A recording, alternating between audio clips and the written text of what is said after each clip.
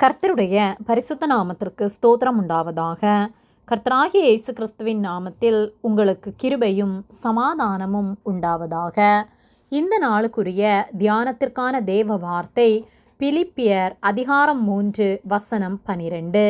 நான் அடைந்தாயிற்று அல்லது முற்றும் தேறினவனானேன் என்று எண்ணாமல் கிறிஸ்து இயேசுவினால் நான் எதற்காக பிடிக்கப்பட்டேனோ அதை நான் பிடித்து கொள்ளும்படி ஆசையாய் தொடருகிறேன்.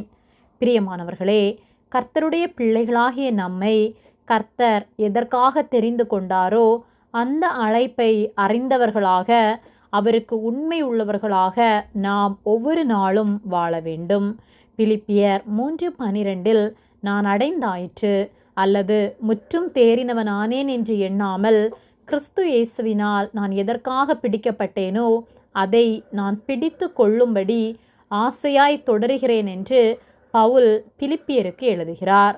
பவுல் கர்த்தருடைய பிள்ளைகளை துன்புறுத்தும்படியாக, அவர்களை கொலை செய்யும்படியான ஆணையை பெற்றுக்கொண்டு அதற்காக போனபோது கர்த்தரால் சந்திக்கப்பட்டு கர்த்தராகிய இயேசு கிறிஸ்துவை ஏற்றுக்கொண்டு தன்னுடைய வாழ்வை கர்த்தருக்காக அர்ப்பணித்து முழுமையாக தன்னை ஒப்பு கொடுத்து கர்த்தருடைய சித்தத்தை செய்து வாழ்ந்த அவர், நான் அடைந்தாயிற்று அல்லது முற்றிலும் தேறினவனானேன் என்று எண்ணாமல் அவர் என்னை எதற்காக பிடித்து கொண்டாரோ அதை நான் நிறைவேற்றும்படியாக ஆசையாக ஓடுகிறேன் என்று சொல்லுகிறார். நம்முடைய வாழ்க்கையிலே நாம் அவர் அழைத்த நோக்கத்தை அறிந்து செயல்படுகின்றோமா, அல்லது ஏதோ உலகத்திற்கு ஏற்றபடி நம்மை மாற்றிக்கொண்டு 2 வேஷம் தரித்தவர்களாக நாம் வாழ்ந்து கொண்டிருக்கின்றோமா என்பதை நாம் சிந்தித்து பார்க்க வேண்டும். நம்முடைய வாழ்விலே கர்த்தர் எவ்வளவோ நன்மைகளை செய்துள்ளார். அந்த நன்மைகளை பெற்றுக்கொண்ட நாம் அவருக்கு உண்மை உள்ளவர்களாய், அவருடைய நாமத்தை மகிமைப்படுத்துகிறவர்களாய், அவருடைய சித்தத்தை செய்கிறவர்களாக நாம் வாழ்கின்றோமா, அல்லது நம்முடைய சித்தத்தை அவர் நிறைவேற்ற வேண்டும் என்று அதற்காக அவரை முறுமுறுத்து கொண்டிருக்கின்றோமா என்பதை நாம் சிந்தித்து பார்க்க வேண்டும்.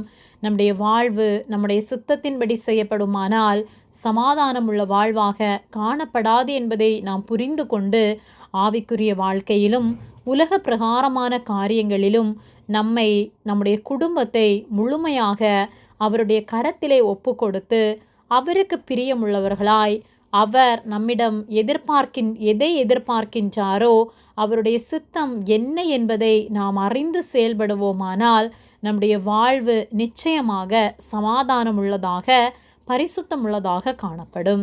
ஆகவே நம்மை அவருக்கு முழுமையாக ஒப்பு கொடுப்போம். நாம் எல்லாவற்றிலும் தேறினவர்களானோம் என்று எண்ணாமல் என்னிடத்தில் என்ன குறைவு காணப்படுகிறது என்பதை ஒவ்வொரு நாளும் ஆராய்ந்து அவரிடத்திலே அதை அறிக்கையிட்டு அவரிடத்தில் மன்னிப்பை பெற்றுக்கொண்டு அவரை போல நம்மை வாழ ஒப்பு கொடுப்போம். கர்த்தர் நம்மை அவருக்கேற்ற வழியிலே நடத்தி நாம் பரிசுத்தத்தோடு வாழ நித்திய ஜீவனை பெற்றுக்கொள்ள நமக்கு உதவி செய்வார். ஆமேன். ஜெபம். எங்களை அதிகமாக நேசித்து வழிநடத்தி வருகிற எங்கள் அன்பின் பரிசுத்த பிதாவே, இந்த நாளையும் நாங்கள் காணும்படியாக நீர் எங்களுக்கு ஜீவனை தந்த உம்முடைய அன்பிற்காக நாங்கள் நன்றி செலுத்துகின்றோம். நாங்கள் தியானித்த வார்த்தையின்படியே நாங்கள் தேறினவர்களானோம் என்று ஒருபோதும் எண்ணாமல் நீர் எங்களை தெரிந்தெடுத்த நோக்கத்தை அறிந்தவர்களாய் அதை உணர்ந்து செயல்பட நீர் எங்களுக்கு உதவி செய்யும்படியாய் ஜெபிக்கின்றோம். பரலோக ராஜ்யத்தை நாங்கள் அடையும்படியாக, நித்திய ஜீவனை பெற்றுக்கொள்ளும்படியாக ஒவ்வொரு நாளும் உமக்கேற்ற வாழ்விலே நாங்கள் வாழ எங்களுக்கு நீர் உதவி செய்யும்படியாய் ஜெபிக்கின்றோம். எங்களோடு நீர் இருப்பதற்காக நன்றி செலுத்துகின்றோம்.